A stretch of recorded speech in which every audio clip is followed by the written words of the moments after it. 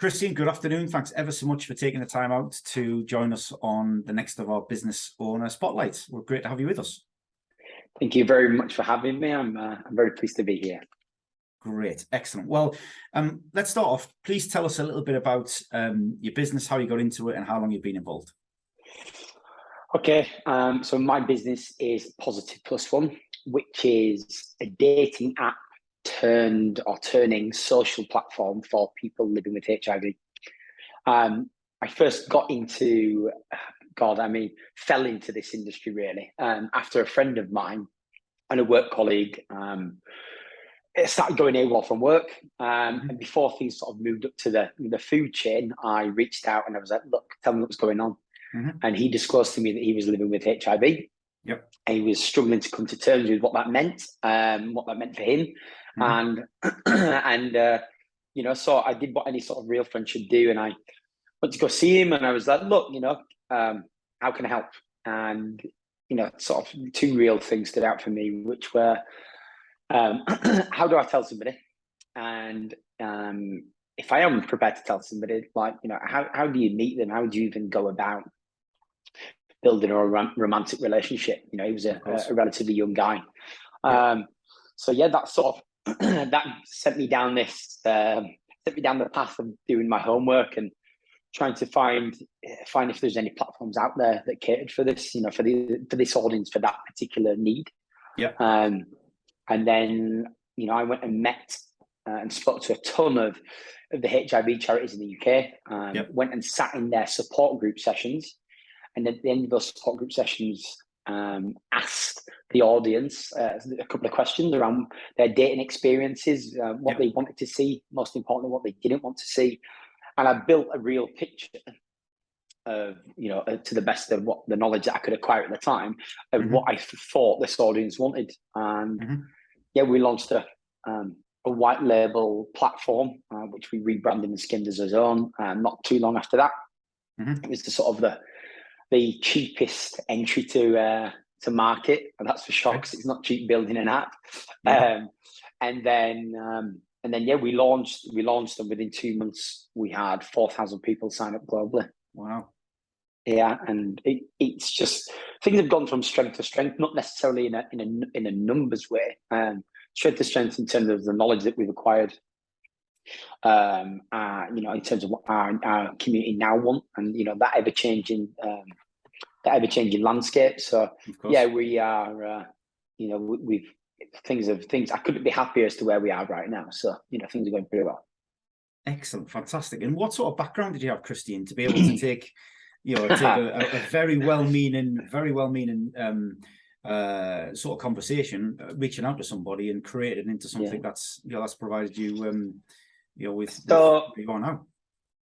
The role that I was in at the time, I won't say the company, but I was the UK and European account manager trainer for a big telecoms company, based out of London. And effectively, look, I was a corporate sales guy. That's what I was. And I'd had previous sort of sales roles and recruitment and other sort of sectors like that, account management. So in terms of what transferable skills I had, coming into this, I knew nothing about HIV. I was naive as the next person. I didn't really know much about the LGBTQ community either. And I certainly didn't know anything about building a platform on what that entailed.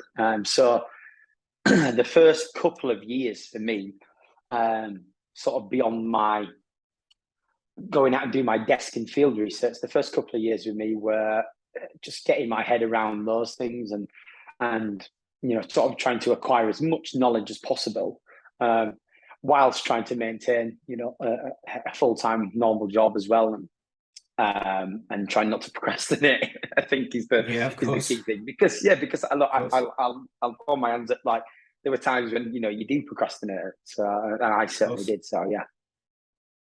So you were, and maybe you still are, we'll come on to that in a second, but that scenario of wanting to create something whilst being employed is not an unusual scenario of somebody, in that transition. Are you out with that transition now, fully fully into Yeah, life as a so business owner as rather of than employed?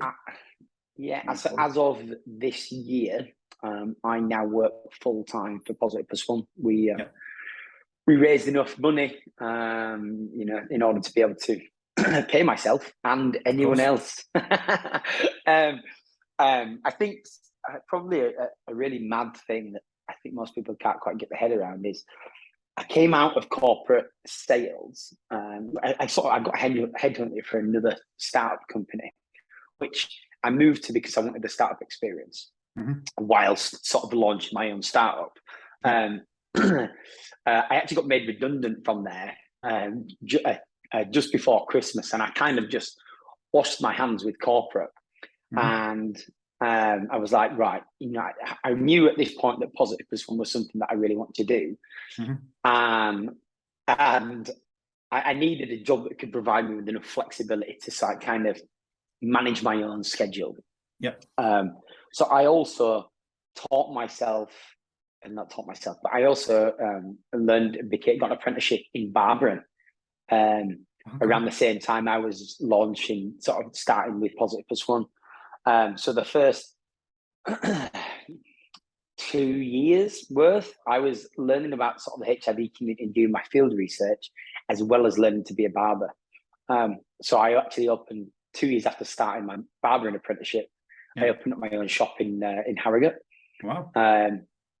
And then started to get a little bit more traction with Positive Plus One.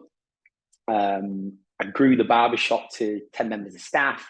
It was a barber shop and a tattoo studio all in one. And then something really bizarre sort of happened, and I didn't have any other choice but to really focus on Positive Plus One. So, and you may have seen this actually, Andrew, considering where you're based, but my barbershop tattoo studio burnt down in the centre of Harrogate. And there was a deli next door. They had an oven fire, and it caught flame, and the wind on that particular day blew it across, and it took mine with it. So it was it's been wild, but I had basically a 9-month period where I suddenly didn't have to run 10 members staff and a barber shop anymore, and everything else that comes with that.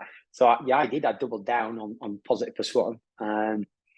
Eventually got my insurance payout from the salon, reinvested some of that money back into Positive Plus One again, helped me scale a little bit more.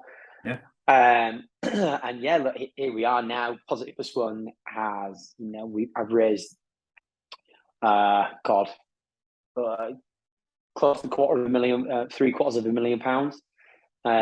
I've also launched a new salon, which I've got as a joint venture. So I've got 2 of the people who run that for me. And then there we are. You've got a lot going on, Christian. You've got a lot going on. Wow.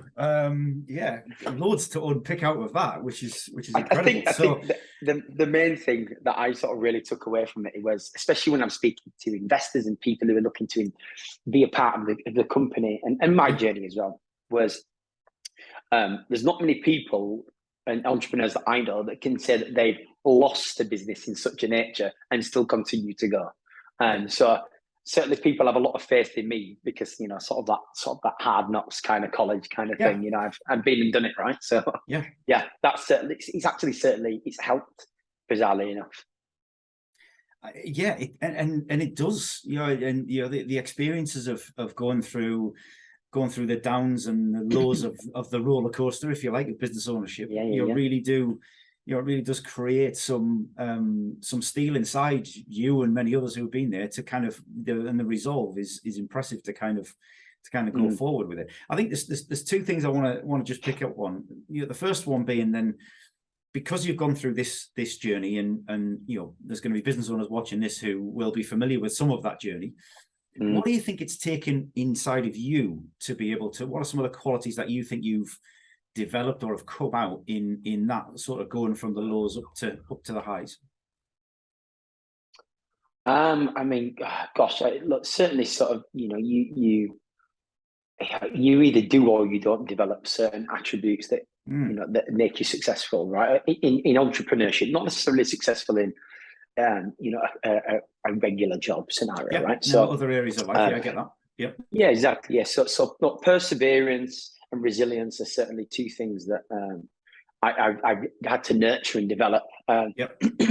It's been bizarre for me because you mentioned the roller coaster there. There's been times when the barbershop was going down, but at the same time, the positive plus one. So you've got two linear roller coasters running alongside, and one was giving me a lot of joy, another one was like not so much, right? Yeah. I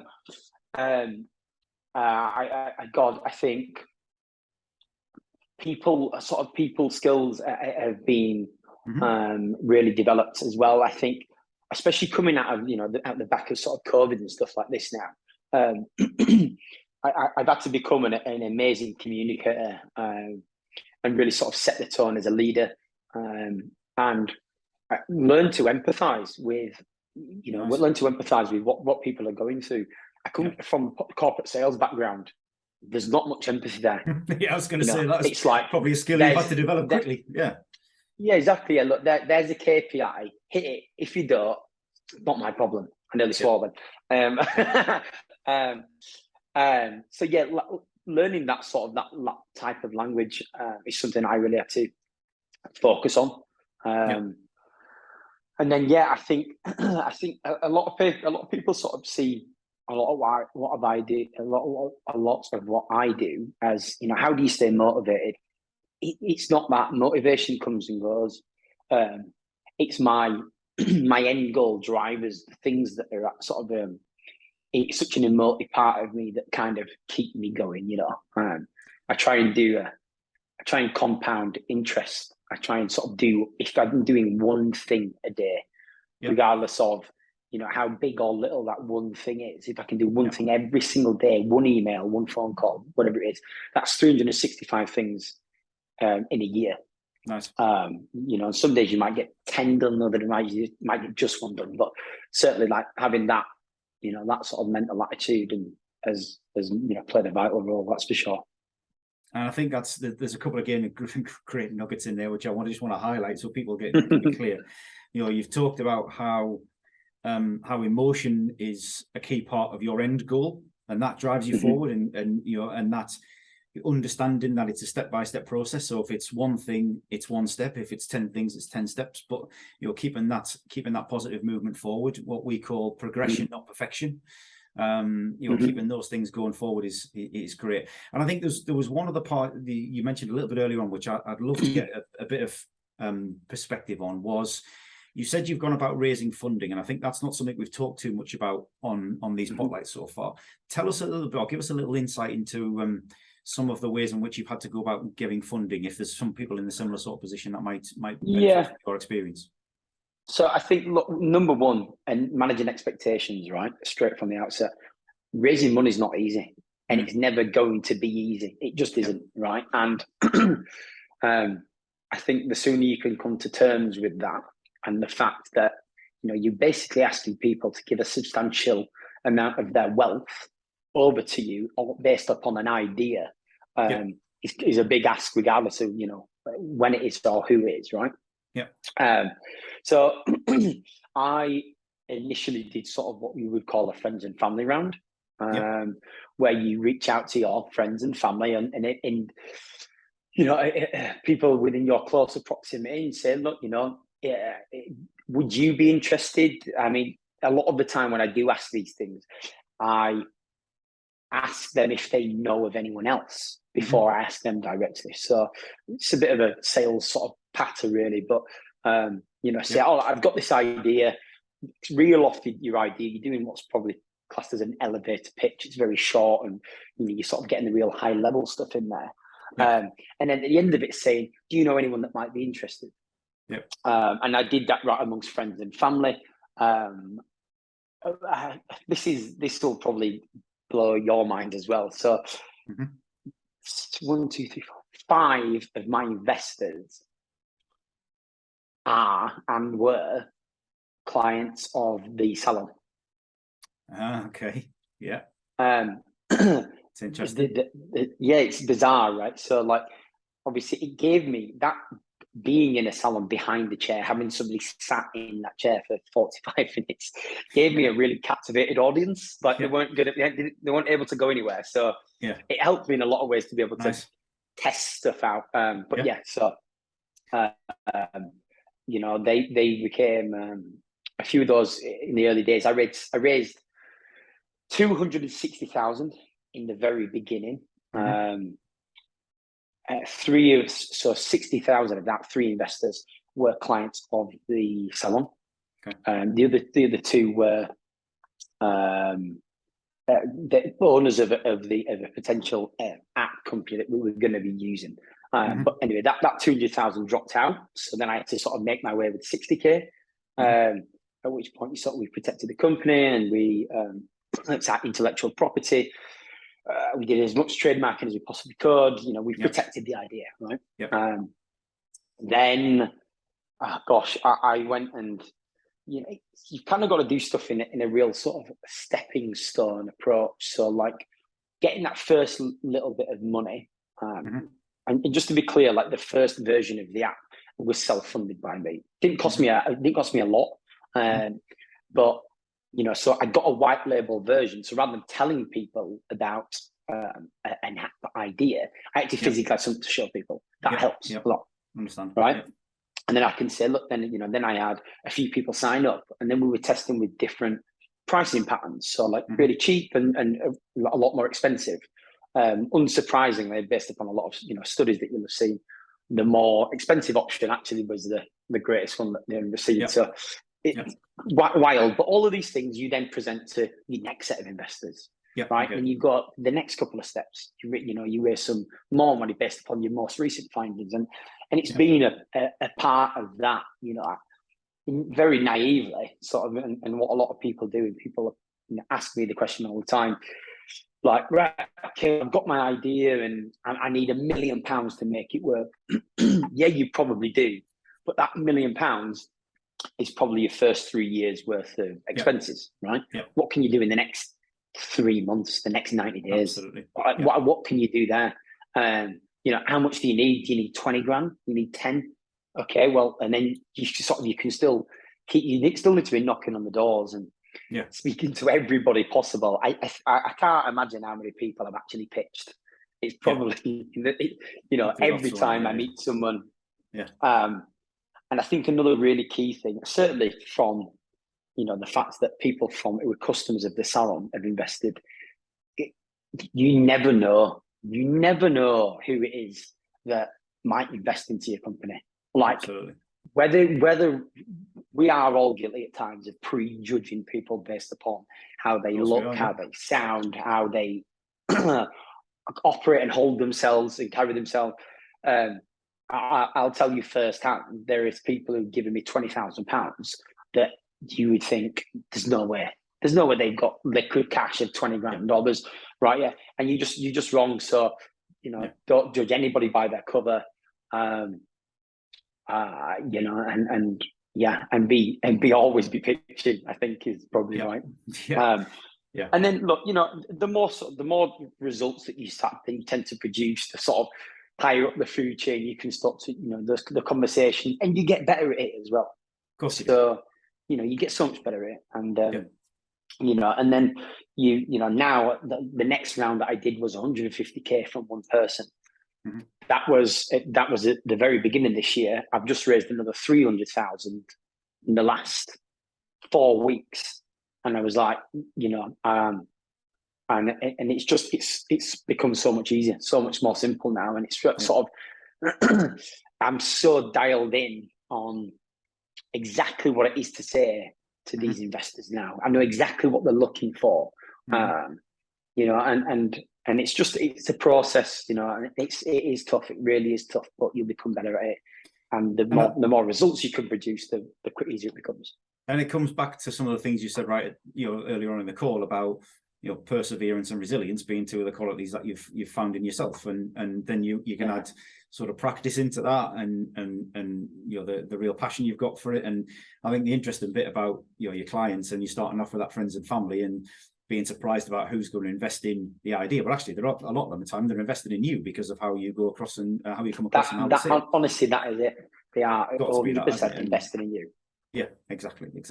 Well, I have to say that's been absolutely fascinating, Christian. I'm really delighted that you came on and shared what you had shared with us. We wish you every continued success with Positive Plus One. Such a brilliant idea, and we really hope that it continues to go from strength to strength. So thank you so much for coming on today. Cool. Thank you very much. Appreciate it.